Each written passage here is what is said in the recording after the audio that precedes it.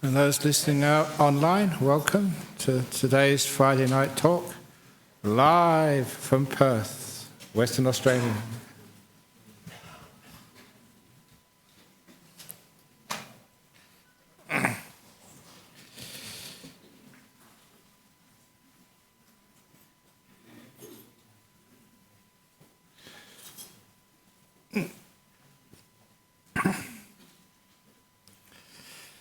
Okie dokie.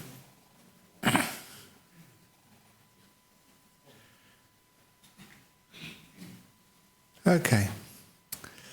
Most people are in, finding a nice space. So as usual, I get many suggestions for talks for Friday night. And there's so many suggestions, there's not enough time for the talks to deal with every suggestion. So today I'm just going to be ambitious and try to roll 4 suggestions into one talk. Totally different suggestions, that is. The first suggestion was from a nice letter from somebody over in the Philippines who's been listening to these talks and found them immensely helpful for their daughter who had some problems and they couldn't afford a psychologist or a psychiatrist, so they just get these talks online for free and they work. And because of that, they decided they want to become Buddhists, and they went to their local Buddhist temples, but they found that it wasn't quite the same Buddhism as we teach here in Perth. It was just more like praying and rituals. And so they asked me, they said, they heard there were 5 types of Buddhism. Can I explain what those 5 types are? And I thought, I don't know. So I decided to invent 5 types of Buddhism. So this evening you're going to hear my invention of the 5 types of Buddhism. But not really just 5 types of Buddhism, just 5 types of religion. I just want to extend this. So the first type of religion which I invented this evening was conceited religion. We are the best, the only way. And the second type of religion was like the ritualistic religion, where we spend so much of our time doing all of these ceremonies. And we don't really understand what the religion is really all about anyway. It's just ceremonies. And we do it because everyone else does it. It must be good because Grandma did it. And Grandma did it because her grandma did it. And a monk said something once which thought it was good, but it becomes ritualistic Buddhism. And the third type of Buddhism is, what was that going to be? Ritualistic, like dogmatic religion. Well, that's actually part of the first one. A ritualistic religion, business religion. I did think about this earlier today. But, okay, let's call it business religion. Because business religion is where it's all about just, seeing who's the most wealthy. And the fourth one is like negative religion. And there's a lot of negative religion where by making people afraid, by getting on negativity, that you can actually get people really roused up, always finding faults in the other religion next to you. And of course the last one is the real religion, which hasn't got any of those other sort of negative qualities behind it. And as part of these 4 types of religion, I'm also going to be, see if I can covering just how to deal with disabilities and how just to be happy with no matter what you've got. In other words, not being judgmental. And also somebody asked me about, can you speak something about organ donation? And lastly, about how to deal with addictions. So these are all going to be rolled somehow or other into one talk. So that's my challenge. So here we go. But the first part, like conceited religion. Somebody sent me a link on an email to a program which was very interesting on the ABC last week, the Q&A between Richard Dawkins and Cardinal Pell. And it's a great entertainment. I really loved it. We don't get much entertainment as monks, but because I was religious, we managed to go and see it. And Cardinal Pell is the leader of the Catholic Church in Sydney, and Richard Dawkins, many will know, he's supposed to be the militant atheist, but he doesn't carry a gun. I don't know why they call him militant. And even sometimes they call him evangelical atheist. And then I looked in the dictionary. Does that really work? Is he really evangelist? And actually, evangelical means someone who bears good news. So I'm an evangelist. I am, because I bear good news about how to be happy and how to be peaceful, and I even bear good jokes, every now and again, not that often, but sometimes. So, yeah, it's okay. But the thing which, looking at that program, the thing which I noticed, and I think many of you may have noticed, it was good entertainment, but there's so much conceit on both sides. Basically, a lack of really listening to the other point of view. The assumption that I am right. You may be right, but just there was a lack of that interest in what the other person was thinking and why they thought that way. Now, as a Buddhist monk who's been a Buddhist monk a long time, who not only just hangs out with his own friends, but hangs out with people from other forms of Buddhism, and also hangs out sometimes with, abbots of Catholic monasteries and archbishops and other leaders of religion and rabbis. One of the great things I love doing now is actually, put aside what I believe in or what I know is true and see if you can get in the head, the mind of the other person. Not just by saying, you're wrong, I'm much better than you are. That's conceit. But trying to think, why do you think that way? Why do you have that set of beliefs? Why do you do what you do? And what that actually does for me, instead of actually coming across as this conceit who already knows what's true, it means that you open your mind up to seeing something else, maybe challenging, your own views and beliefs, but also what usually happens is actually broadening your beliefs, not necessarily changing them and thinking you're wrong, but getting a bigger picture by standing in the sandals of another person. And not the shoes, because monks, religious people, we don't wear sort of shoes, we wear sandals or whatever. Anyway, I think you know what I mean. So by doing such things, you can get a much, much better understanding of where people are coming from. So it would have been great if Cardinal Pell would put aside his Catholic dogma for a while. Think, why does a good scientist like Richard Dawkins think the way he does? Where is he coming from? And the same with Richard Dawkins. Now, he's a scientist. A scientist should not be someone who just says that he knows what's true, but always is gathering more information, trying to gather more data to find a bigger picture of things. And this is one of the things which really turned me off against religion when I was young. Everybody was saying, we've got the message, we're right, everyone else is wrong, so just believe in what I do. And sometimes when I come across that in Buddhism, I just really tear my hair out. That's why I'm always bald, because it happens very often. And you do see that in Buddhism sometimes. Some sort of sects or some groups say, we are the real Buddhism. Our Buddhism was not revealed when the Buddha was alive. It was kept hidden in the dragon world because people weren't intelligent enough to really understand, because we've got the teachings for the intelligent ones. Or we've got the teachings which were revealed in secret in this wonderful sutra which was discovered much later on. Or we have got the original teachings of the Buddha, so this is why that we are superior. And you can see that many people actually state that.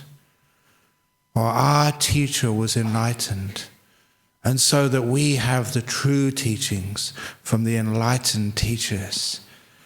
That's conceit, saying that we've got the truth and no one else has. And it does create cults.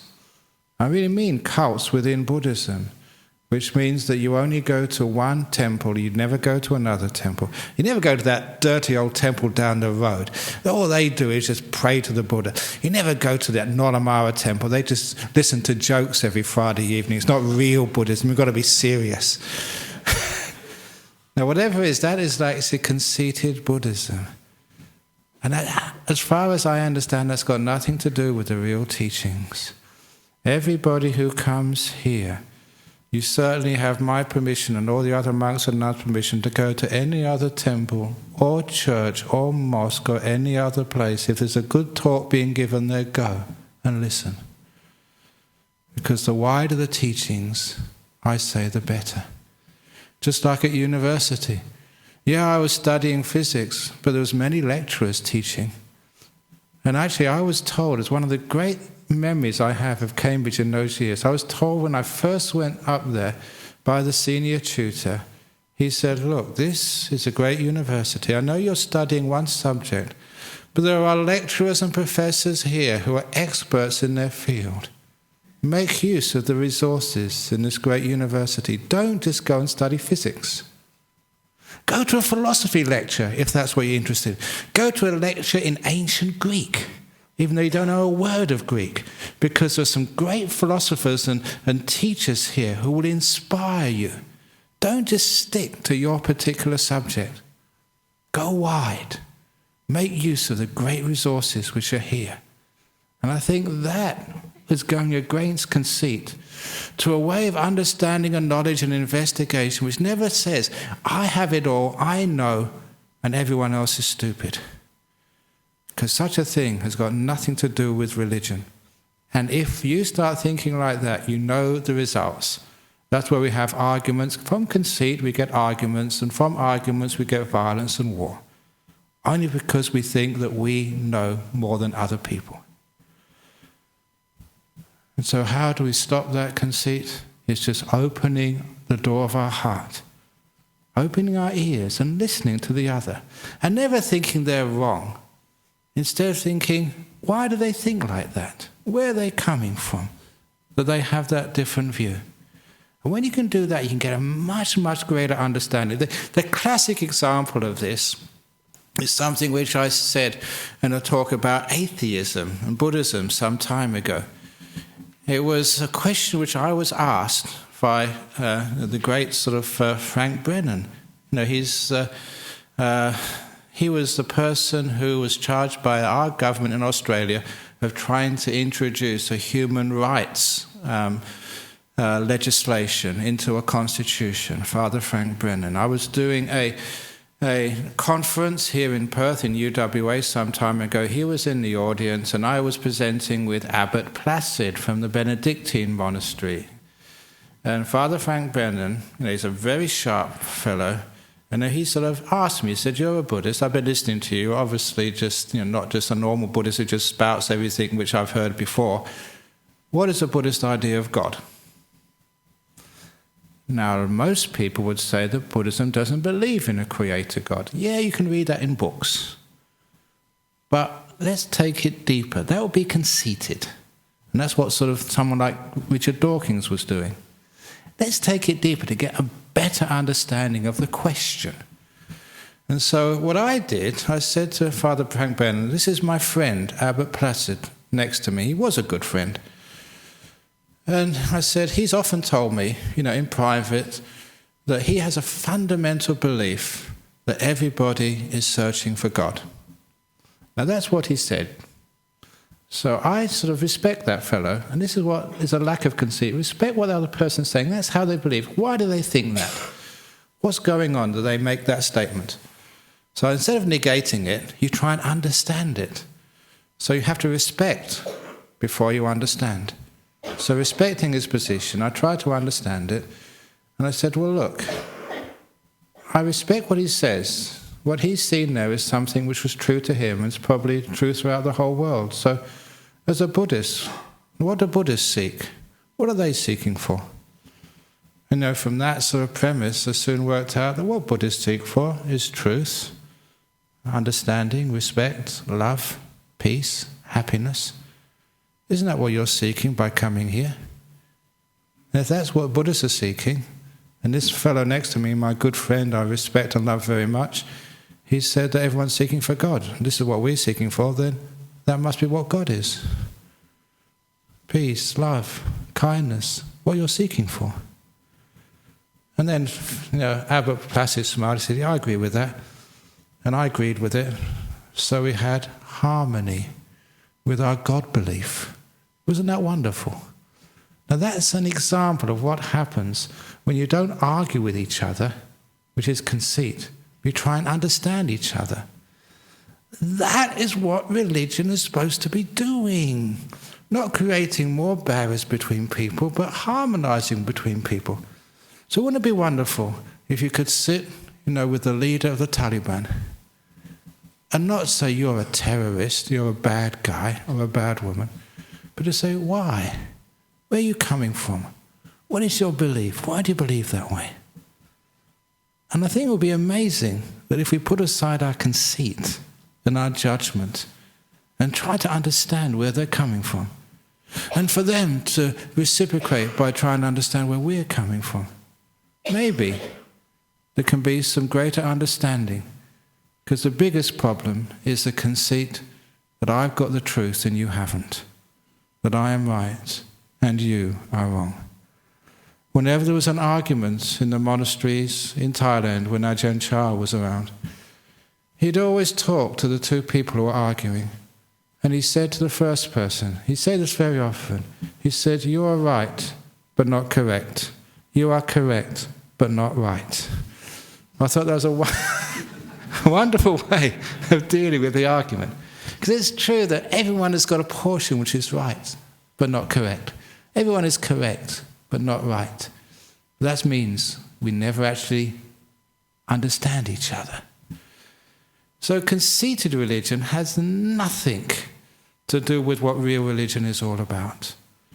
Our religion of Buddhism is to try and come and see, investigate, find out for yourself. So the way to find out is through that investigation. It's about being aware, being humble, being kind, and listening rather than thinking too much. We just this afternoon, we did a marriage ceremony here, and Dennis, a former president, was saying his usual talk. I say, I repeat myself, he repeats himself many times as well, as we all do when we get our ceremony and our patter just right down. And he was always saying about the mystery. And the mystery, again, in a marriage, is realizing you will never know the person you're living with.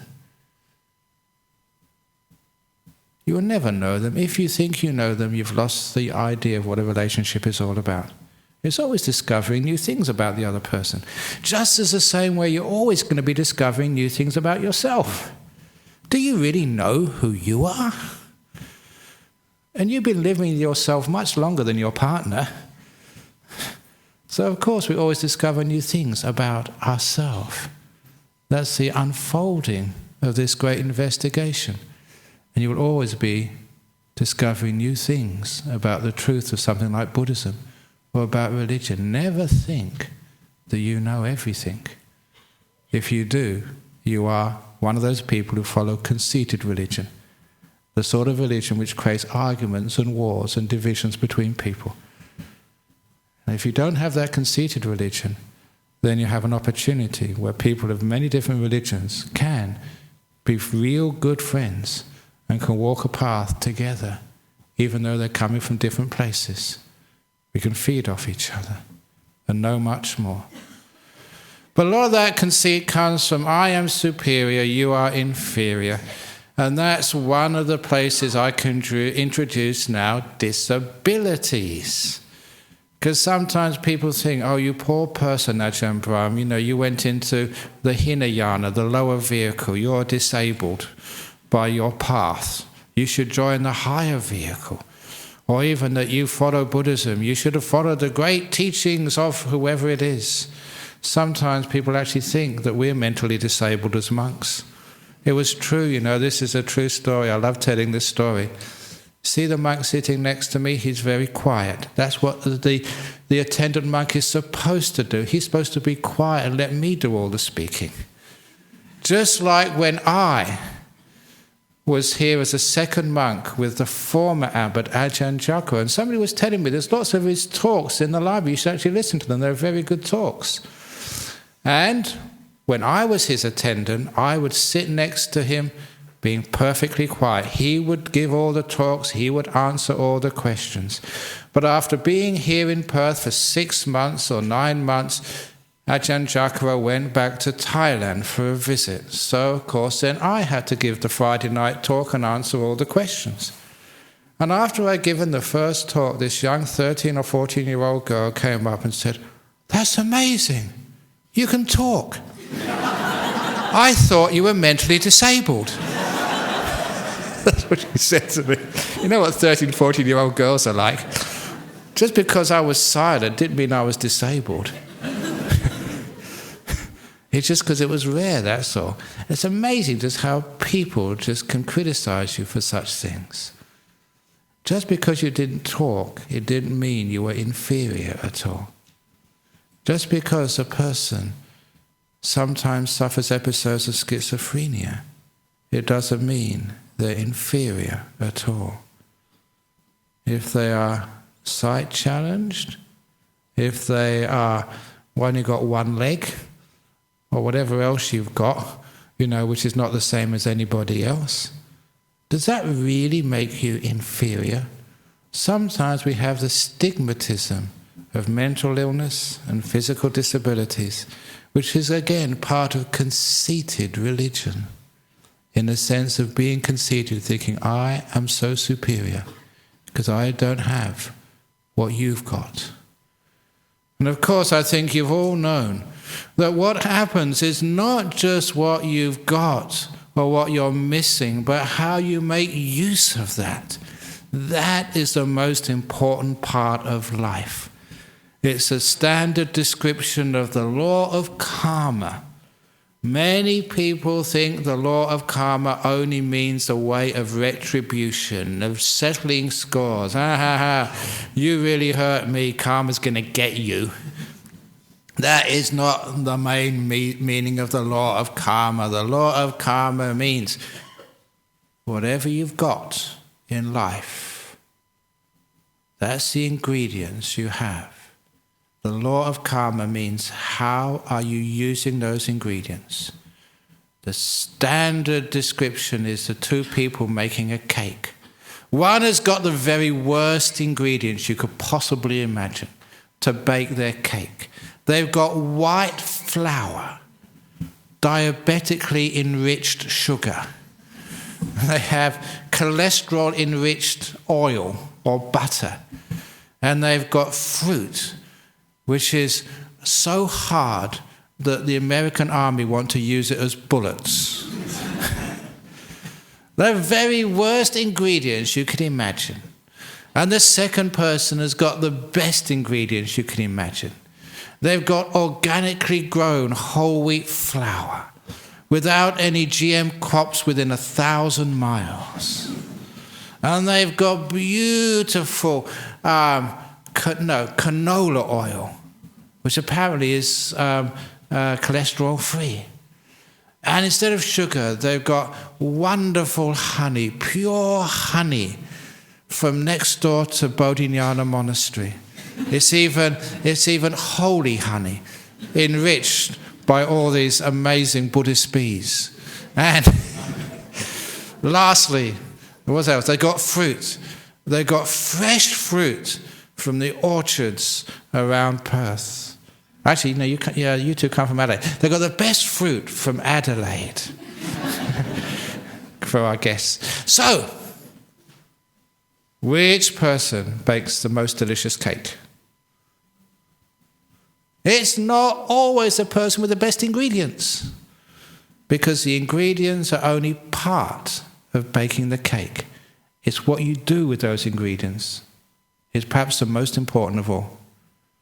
And sometimes people with the worst ingredients make the most delicious food. How many of you have been to Asia and go to the hawker stalls? You get the best food from the hawker stalls than you do in the 5-star restaurants. Why? In the 5-star restaurants, they've got the very best ingredients and amazing kitchens to cook the food. But in the hawker stalls by the street, they have such strong competition. If they don't sell the food, they really suffer. They can't feed their families. So the amount of effort and energy and care they put into their cooking is much greater than the chefs in the 5-star restaurants who are going to get paid anyway. That is one of the reasons why even the hawkers with the worst ingredients make the best food, because of what they do with what they've got. And that, to me, was the answer. That's what karma is. What you've got to deal with, your so-called disability, doesn't disable you. Whether you've got schizophrenia, whether you've got depression, whether you've got an addiction to gambling, whatever it is, it's what you're doing about it. That is the karma you are making. And if you understand this idea of karma, you're not stigmatized at all. What it teaches you say, right, whatever you're dealt with in life, you can make the best cake of all, no matter what you had to deal with. And I know that is true. You know, in my situation as a leading monk, I meet some incredible people in this world. People who just inspire me.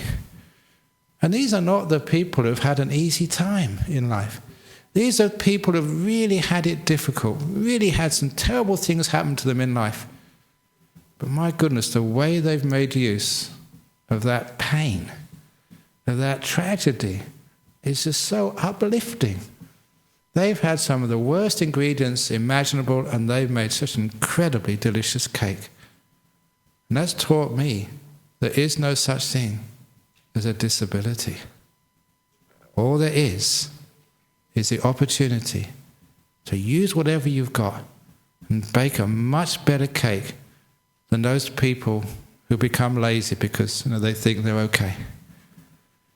So whatever it is you have, it's only a disability if you don't understand the law of karma. Make something out of it, grow, use it. And it's amazing what you can do, even with the very worst ingredients. Conceit is when you think, oh, I'm hopeless, I'm terrible, I'm disabled, I've got schizophrenia, I've only got one leg, I can't do anything. That is the problem. It's the disabled mind, thinking that these things are hindering you in some way. Yeah, it's more difficult, but more difficult means more of a challenge. You go for it and make it happen. That's conceited Buddhism. The other type of Buddhism, this ritualistic Buddhism which we have, always doing things in the same way because that's the way it's always been done. Okay, it may have worked before, but things always change. The world has to evolve. The world does evolve. Even truth, here we go, evolves. At least its expression evolves. And sometimes I see some of these religions, or even sometimes Buddhism, they just spend all the time doing rituals. We had these amazing books, which, the teachings of the Buddha, the Tripitaka. And when I was a young monk, they were kept locked in the cabinets. We'd worship them, but never read them. And that was ridiculous. Now, can't we read what the Buddha said? No, just believe what the teacher said about what the Buddha said, instead of having a look for yourself. That was some of the rituals which we got into. Even today, I went to Medan recently to give some talks. That was where I my tickets to my gig, my talk, it outsold Lady Gaga. Her tickets took 2 days to sell. My tickets went in 8 hours. And I'm very proud of that. Okay, it is conceited, but, give me a little bit of a break. I don't get much chance to brag as a Buddhist monk. But, outselling Lady Gaga, that was actually, I quite like that. But anyway, they took me to this big temple, Buddhist temple, over there. I'd never seen anywhere in the world something so big as this. And it was dedicated to the coming Buddha, Maitreya, because they thought, well, it's a waste of time. No one can actually understand Buddhism these days, so we might as well build this big temple so we can actually bribe our way to being reborn when the next Buddha came. And to me, that was absolutely ridiculous. Pure ritual, never really understanding what's going on in Buddhism. These teachings are there, they work. They're amazing teachings which can solve an incredible amount of problems in one's life and create a better, harmonious world. Why don't we listen to what these teachings are saying and practice them instead of just worshipping them from afar by building big temples, having big stupas? So I said last week, it comes on from the talk I gave last week about superstition. Why spend so much money building a huge temple with a big brass statue or a big stupa with the bones of the Buddha when we're not looking after our Sangha? People who want to become monks or nuns but can't because there's no place for them. We don't actually spend time or money just making these teachings more available on the internet or somewhere. It's why can't we actually do something more wonderful? Really worship the teachings rather than the rituals. The story behind that was a difference between the container and the contents. Container and content, similarly, was that story about, again, the Guantanamo Bay flushing the copy of the Quran down the toilet.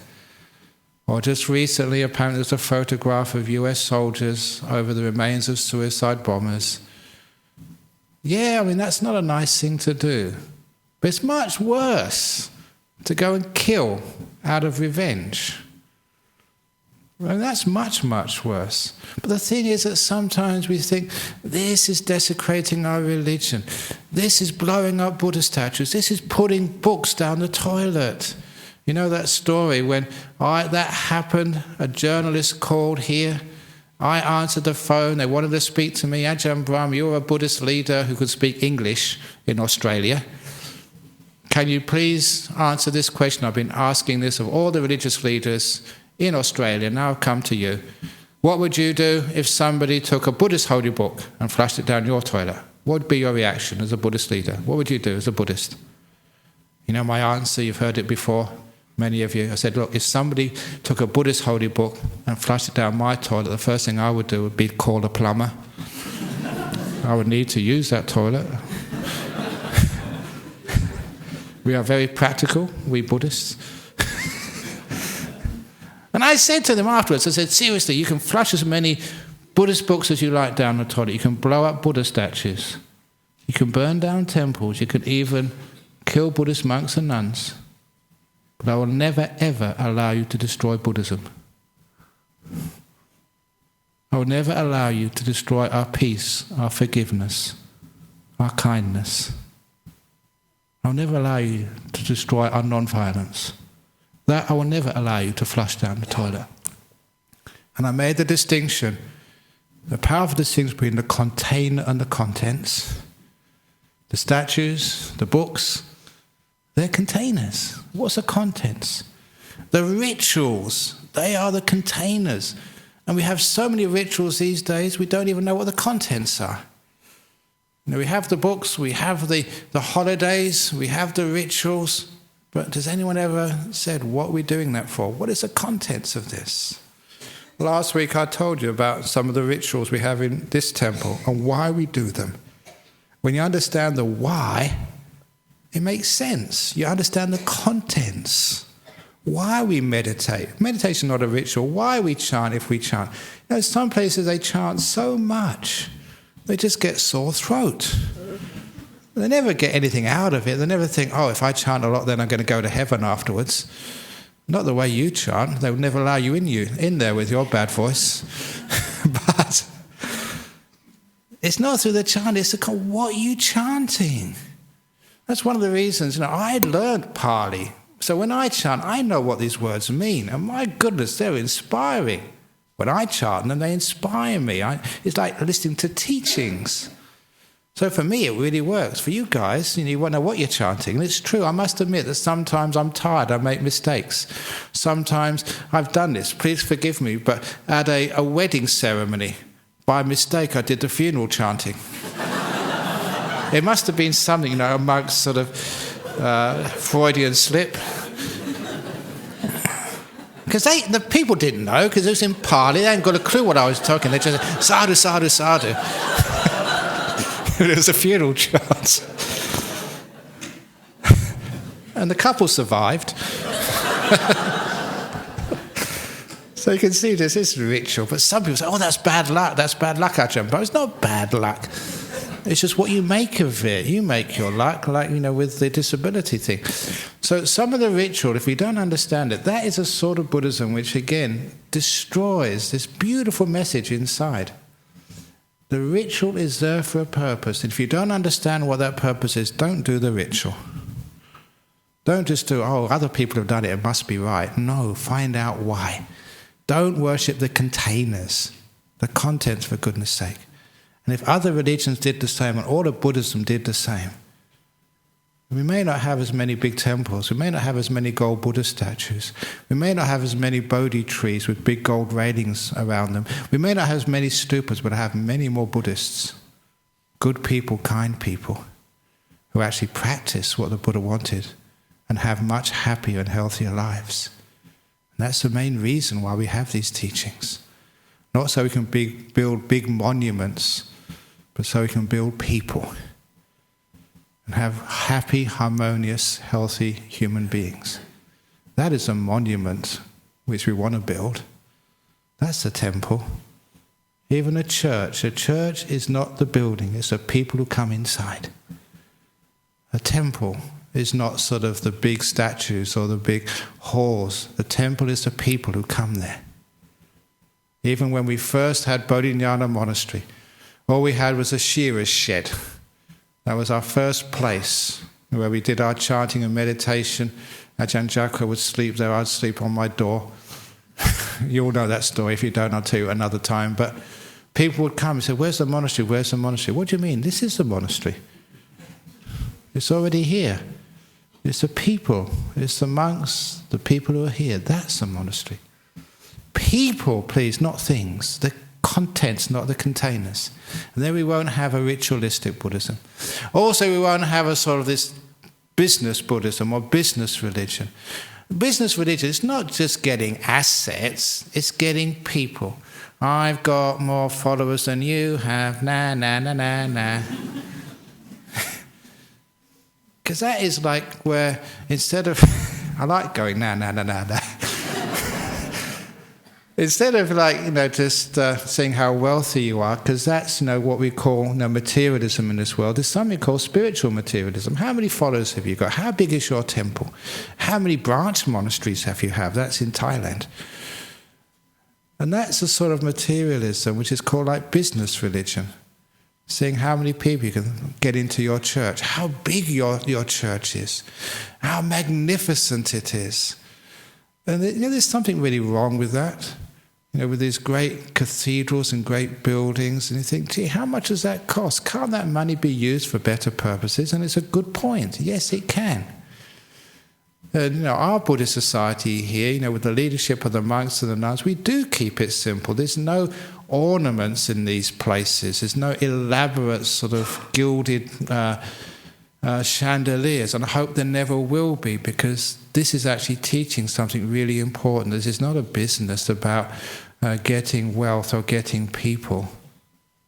It's about getting hearts, creating more peaceful, beautiful people.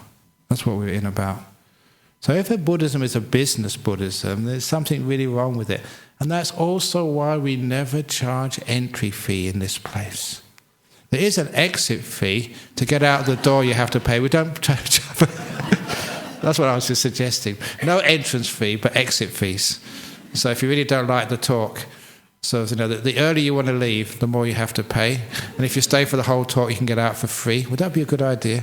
I've got these great business ideas, which never... Well, we were talking the other day about, actually just this morning, having a drive-through temple.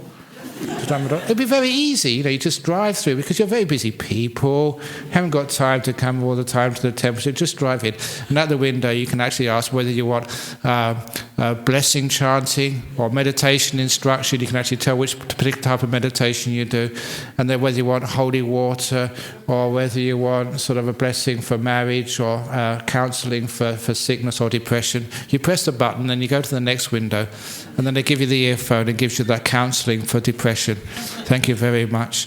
And then you pay at the end. Would that be very good? Do you think, a drive-in Buddhist temple? That would be business Buddhism, wouldn't it? Just to try and get you sort of... And I've seen things pretty much like that. I've seen the monk with the holy water. One person comes in, sprinkles them, and they get these ang pao, these red packets. I saw this in Singapore. Next, please. Sprinkle. Another ang pao. Next, please. They're making a fortune. That was a business Buddhism. That's nothing to do with real Buddhism. And it sort of detracts, from what really religion should really be about. We should be teaching something other than consumerism, materialism. Isn't there something more important in the world than your bank balance? Where are people actually teaching that and living that? And you can actually see here I don't have bank balance. I don't have credit card. I don't have any money in the bank whatsoever. I like this because sometimes people, when you have to, one of the things I do have, I have a health care card, low income, actually no income. And every now and again, they ask me for proof of who I am. You know, when you have to sort of get these so many points to see who you are. So you go to these places and they said, can you see your bank account, dear? I've got no bank account, no credit card. Oh, okay. Can I see your marriage license? I'm not married. Driver's license, I haven't got one of them either. And all these things which identify you in this world, because it's all your material stuff, I haven't got anything. So it's very difficult proving who I am.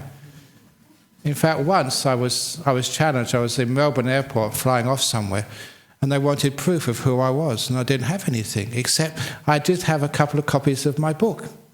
I said, here you go, look, it says Ajahn Brahm, it's me on the cover. And they accepted that at the airport as identity. So I was very lucky, otherwise I'd been stuck in them. Anyway, back to where was I? I was business Buddhism, yeah. Oh, business religion. Religion should have nothing to do with business. And the next thing was like negative religion. That's actually where you put everybody else down. It's fault-finding. And you better be careful, because sometimes it's easy to do that. As a Buddhist, find fault with the Christians. How can anyone believe, in that silly story of Jesus, being crucified? Or in Islam. How can anyone believe that you blow yourself up, just bad, you go to heaven? How can anybody sort of believe in this sort of rubbish? How can anyone believe in Ajahn Brahm? It's absolutely rubbish. It's so easy to find fault with other people, and find fault with religion, to find fault with government. It's a national pastime to find fault with the leaders of our country, to find fault with the police. You end up finding fault with the person you live with. And finally, you end up finding fault with yourself. That negativity which sometimes religions get into, which politicians are just so good at, that is a very bad cancer which sometimes religion should not get involved in at all. Instead of fault-finding and seeing all the things wrong in the religion which you don't like, seeing all the things wrong in the part of Buddhism you don't like, and criticizing the other parts of Buddhism. Instead, religion should show the other way of respect and gratitude. Thank you, partner, for being who you are. You're not the most perfect wife. You're certainly not the most perfect husband. You're good enough. I respect your wonderful qualities, which are there. At the wedding today, I told the two people getting married, remember today why you decided to love each other and become married. Why? Why did you do that? Why? Remember that for the rest of your life. So when you see all the rotten things in each other, remember that there's the good things in each other as well. Or the story I told them, that when this was a disciple in Singapore, she told me that when she got married, her father took his new son-in-law aside. He wanted to give his new son-in-law some advice. He said, you probably love my daughter very much. He said, she's a wonderful girl. I'm just so lucky to marry her. Everything she does is charming. Even the way she picks her nose is just so lovable. And he said, that's what it's like when you first fall in love. Everything your partner does is beautiful and lovely. But he said, usually after 2 or 3 years, maybe longer, maybe shorter, you'll start to see the faults and defects in my daughter.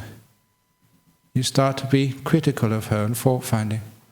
But please remember this, son-in-law. If my daughter didn't have those faults to begin with, she'd have married someone much better than you. So please remember that. When you start to see the faults in your wife, she never had those faults. She'd have got a boy much better than you. So, and it works the other way around too. So be grateful. You're not perfect either. So that way, instead of finding fault, we can just be so grateful there's a person willing to share their life with us. There's a person I respected once, and those qualities are still in there again. So instead of being fault-finding and seeing all the things wrong, We see all the things which are right. It's a hard thing to do. You get much more energy finding fault, which is why in political campaigns people make much more mileage seeing faults in the other side rather than respecting the good things they've done. That party is bad, they're evil, they're corrupt, they ruined the economy, they've done this. Doesn't that get you up, really passionate? But imagine if, like Julia Gillard said, Tony Abbott's such a wonderful fellow. His heart is in the right place, he really loves Australia and he's trying his best to do something. Wouldn't that be just refreshing? Especially if she really meant it. Why can't we respect each other? And that's really important to actually between religions, because religion should be something which shows a way, which is not just doing what other people do, but has a higher level of morality, a higher level of virtue, which sees a bigger picture, a more beautiful picture, a more hopeful picture, which sees the good in each other. So the Jews see the beauty in Islam. The Muslims see the beauty in Buddhists. Buddhists see just the wonderful qualities in Christianity. And praise each other instead of negativity, sort of a way of respect. And seeing the kind things in others. Similarly, which I give here the story, I once, first time I went to Christ Church Grammar School here in Perth to give a talk at the morning assembly. First time I went there, I knew sort of Frank Sheehan, the priest there, for a long time. So he, got me in. He got me the gig. And as I went there in the morning, so the principal was on the outside. Said all of the kids were inside, waiting for the morning assembly to begin. I was going to give the speech, and he said, you're a Buddhist. This is a Christian school. When we go in, there's a little shrine to Jesus, and we're going to bow to that shrine. Frank Sheehan and me, the headmaster, said, you're a Buddhist, you don't need to bow. And I decided to make a good point. I said, what do you mean I can't bow? I demand my right to bow to your shrine. I was very painful. He got really so quiet. What do you mean? You're a Buddhist. And I said, look, I can find something in that shrine which I can respect. And that's what I'm going to bow to. So the three of us went in there and we all bowed to the Christian shrine. Now that's what I mean about a path not of negativity, but a path of seeing something in the difference which you really respect. And if a Buddhist can bow to a Christian shrine, maybe the Muslims will bow to a Jewish shrine. Maybe that you can bow to your ex. And we'll have stopping this stupidity of anger and ill will in our world. Wouldn't that be a wonderful thing? And it can be done. That's what religion is supposed to teach, how it can be done. Now, at the same time of talking about all of this, I didn't really get around to... I did a little bit about addictions. Addictions is when you see the negative side of life and the negative side of yourself. A lot of time addiction comes from lack of self-esteem. The old story. I don't deserve to get better. I don't deserve to have a happy life. And this is incredibly powerful, just that sense of guilt and negativity towards oneself. It's actually so strong. Even to some people who won't get into deep meditation, they won't become enlightened because they think they don't deserve it. That's all. That's the only barrier. Somehow inside of you, you think, you're not good enough. Again, that comes from that negativity I just was talking about. How many of you have been respected? And how many of you, people have pointed out your faults? You're not good enough. You said this wrong. You exaggerated. You're a liar. You're not a liar. Maybe you told one lie, but you're not a liar. But people point that out. And they point that out to you. You get so much criticism in the workforce, sometimes from your partner, which is disgusting. Please, if you're married together, if that's someone you're living with, please praise them, respect them for goodness sake. Don't point out their faults. That's not your job. If you want to point out your faults, you're on the road to divorce. Point out the good qualities in each other. It's amazing when you start hearing, I'm respected. People like me. this person sees the good qualities in me. Maybe there are some good qualities in there after all. Your self-esteem goes up. You realize you are worthwhile after all. And the fundamental reason why people get into the addictions of drugs or alcohol or gambling disappear. I've seen that happen with prisoners. You know, I've worked a lot with prisoners. Give them their self-esteem back. They're not a rapist. They're a person who's done a rape. They're much bigger than that terrible thing they did. Hugely bigger. It's a tough thing for them to see. But when they see that, the esteem goes up, which means when they get released from jail, they don't need to go back again. They don't go back. They're free. I don't believe in punishment. I believe in rehabilitation, making sure it never happens again. The past is gone. The punishment actually creates more pain. Moving forward, rehabilitation. Now the old story, karma, you got bad ingredients there. You can make something beautiful of it. I'm here to inspire you, to help you. That's my job. It's amazing what you can do. And lastly, with organ donation. I'm an organ donor myself. The trouble is, it's supposed to be with the rituals, because sometimes that people have this ritualistic, that's written in one sort of book, be careful, my goodness, if you disturb the body just when it's dying, you're going to stop them getting a beautiful rebirth. Oh my goodness, if you give your organs, that admits it, you can't go to heaven anymore. Now look, the most important thing is your state of mind. And I'm an organ donor because I know when I'm dying, if somebody wants my organs, that will make me so happy. Have you actually seen a person who's received like a kidney transplant, which means they no longer have to go on dialysis? I've visited many dialysis centers. It's talked to people who have to lie there for hours, 3 days a week for the rest of their life, in such difficulty, such discomfort. And just one kidney can stop that and give people a life. Sometimes a little kid or a young mother of kids. What a wonderful gift that is, to give an organ to someone who really needs it. To me, if that happened to me, when I died, and I knew that someone was taking out my heart or my liver or whatever else I've got inside which is usable, what a wonderful gift that would be. That would make me so happy. It's dana, it's generosity. You don't need it anymore. Other people do. Well, that will give you so much happiness that any discomfort or pain, that will be nothing compared to the mental uplift you get of actually doing something wonderful to save the life of another human being. That's wonderful good karma, which means that you'll get into a much higher rebirth. Much more than if you worried about, oh, it's going to hurt, oh, I'm not sure what's going to happen to me, oh. If you use your common sense rather than follow the rituals, it's obvious, it's a wonderfully good thing to do. So please, don't follow the books. That's the containers. Follow the contents. All those books, as I kept on saying, where is the Buddhist Sutras written? What teachings do we follow? What books do we really revere? In here, in the heart. That's where the Buddhist teachings are. That's where religious teachings are.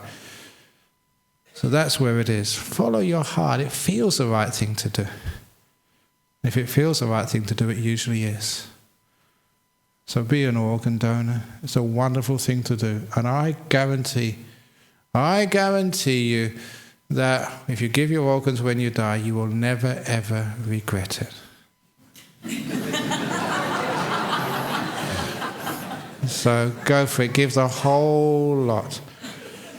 I can mold my organs. You can use the whole lot. You can use my brain. And if you get my brain, you come out telling bad jokes afterwards. Whatever you want, it's yours.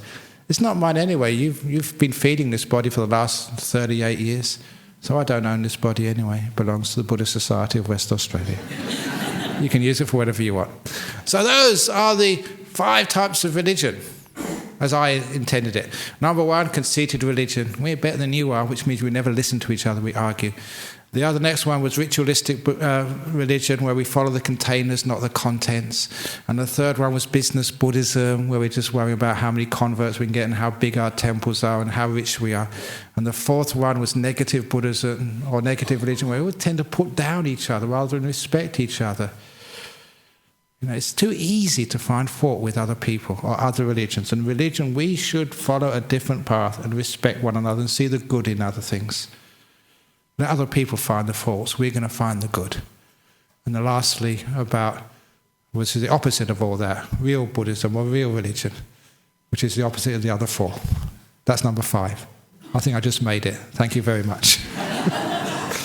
Okay, so that's the talk this evening. Okay.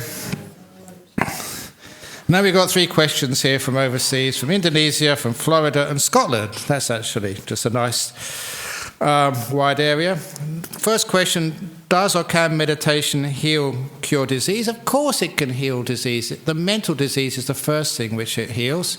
But when the mind is very peaceful and calm, it's amazing just how many diseases can be healed. Look, one very clear case when some years ago, teaching a retreat, this is when we had our North Perth, we had to get the North Perth Centre to our retreats. It was a Catholic centre. This fellow came to the retreat. He had this psoriasis, this rash all over his body. I'd never seen anything so bad. The whole body was covered. And he had this rubber mask over his face to stop him scratching. And he'd been to the doctors, he'd been to this and been to that. He was coming to meditation as one of the last throws of the dice, just in case it might work. And he came to see me because he said, look, I don't know if I can even last today, let alone 9 days. So if I leave, please forgive me, because look at me. And when I looked, I had so much compassion because this guy was in torture. Now, even in some of these places where people are being tortured by the military dictatorships, at least they know they don't do it 24 hours a day. This guy, 24 hours a day, you can see this whole rash all over his body. No part of it didn't have the rash. And I felt so much compassion for this guy. So he managed to last 9 days. I was really impressed with him. But when he actually came to see me, just before he came, he just showed me, lift up his trousers, open up his shirt. The rash had gone. It was only a little band around his ankles. That was the only thing which was left. He said, it's a miracle. Thank you so much. You don't know how much pain I've got rid of. This is tiny, this little rash. Now I can actually live. Just because of meditation. Well, memories like that just give me so much happiness. Yeah, it does cure disease, but do a soft, kind meditation. Don't do the hard ones. The hard ones make you more sick. Nate from Florida. If you pursue a spiritual path, should you stick with one authentic religion, or it's okay to take an eclectic approach? Follow the religion of the heart. So here the scriptures are written inside here. And you will be able to, if it's a Christian church next door, a Muslim church, a mosque next door, a Jewish or a Buddhist, you'll know it feels right. This is beautiful, this is peaceful, this is calm, this creates harmony in this world, takes away the violence, takes away the fault finding, and takes away all the mental problems which comes with such criticism and negativity. If that's the religion which you're hearing, then that is the correct religion. By eclectic, I don't really care whether you call it Theravada Buddhism, Thai Buddhism, Sri Lankan Buddhism, Mahayana Buddhism, Zen Buddhism, Sufi Islam, Salafism. I don't care what you call it. It's just whether it works. In other words, whether it really creates peace inside the heart, non-violence, harmony between people, peace, love, kindness. What Abbot Placid said was God. Not a being up in the sky, punishing people, but something which is really more important. Peace in the heart, the kindness, the joy, what you really feel, that this is true, this is real, this is something I really want to get into. And that's the sort of path you should take. So really, it's not eclectic, it's one authentic path. It may have many different manifestations, but you know that this is the same path. And Mido from Scotland, we only have New Kadampa tradition here in Scotland. She'll want to attend the sessions. If you feel happiness, if it creates peace inside your heart, fine. But these days, it doesn't matter where you live in the world. You can get the BSWA website, podcasts, broadcasts through the whole world. So, and many other people do the same as well. So you're very fortunate. In this world, you don't have to follow your local temple. You have the internet instead. And the internet becomes your local temple. Click on every Friday evening at 8 p.m. anywhere in the world, even to Mars. I'm sure there's many aliens also listening to these talks. You're most welcome to become members. I don't know. But anyway, whichever tradition works for you. And look, you come from Scotland. Scotland's a small country. You got England, you got Norway, you got the whole of Europe next door. Look, now you two came from Adelaide. How far is Adelaide? There's people come from Sri Lanka. One person came from New York to come here today. So just going over the border is not that far. So, you're very close in Europe to all sorts of temples, all sorts of traditions. So, you're wonderful. You don't have to stick, you're not limited anymore, which is a wonderful thing of our modern age. You can travel, and whatever religious system, whatever sort of teachings, whatever creates peace, harmony, and freedom, that must be truth. In fact, that was a teaching of the Buddha to Mahapajapati, the first bhikkhuni. Also said this to Upali, who was a Vinaya scholar, when they asked him, what is actually Buddhism? And the Buddha answered, whatever teachings leads to peace, leads to calm, leads to freedom, leads to happiness. You can know those are the teachings of the Buddha. Brilliant answer, and a wonderful way to finish the talk this evening. Thank you so much for listening. I actually didn't ask, are there any questions here in the audience? Because, yes. True story, yeah, come on. As long as it's funny. Concerns religion. It's about 20 years ago, the World Council of Churches were having their annual gathering, you see. And so the wine waiters went around after lunch. They served the wine, so the rabbi was first. He had a double serve, of course, usual. Then it got to the woman candidate, and he put his hand over the glass. He said, no, I'd sooner commit adultery than let alcohol touch my lips. so the Catholic priest saw this, so he poured the wine back into the bottle and said, hell, I didn't know he had a choice. That's a nice joke. A golden oldie. I'm not the only one who tells bad jokes. So thank you for making me feel good. So if you didn't get that, they're having this wine and or this beer, whatever it was, and one of the religious people said, no, I can't drink. It's against my precepts. I'd rather commit adultery than drink alcohol. And the other priest said, I didn't realize we had a choice. That was the one. So that's a very good joke. But anyway, thank you so much for that.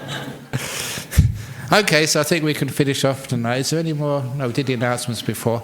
Just to let you know that our Wesak celebration is in 2 weeks' time. On Sunday the 6th, that's the biggest day in the Buddhist year, where we have all-day celebrations. You can find it out on the web or find it out on the notice board. Wesak celebration, celebrating the Buddha's birth, enlightenment, and passing away. Lots of things happening on 2 weeks' time on May the 6th. 6th of May. Very good. So let's pay respects to Buddha, Dhamma, Sangha now. Sorry? Yes, there's a Sutta class on Sunday, number 75, a golden oldie Margandia, Sutta number 75. That's not the lottery number for this week. That is the Sutta on Sunday.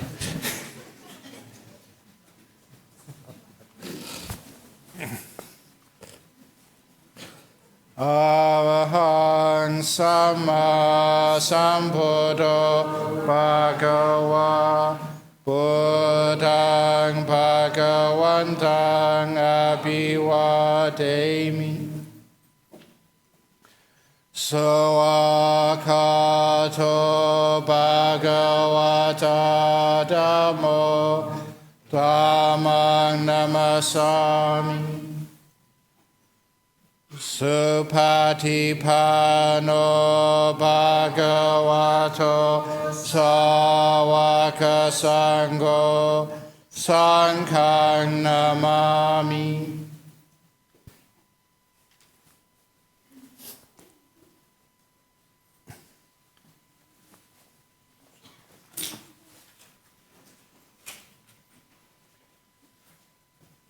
Very good.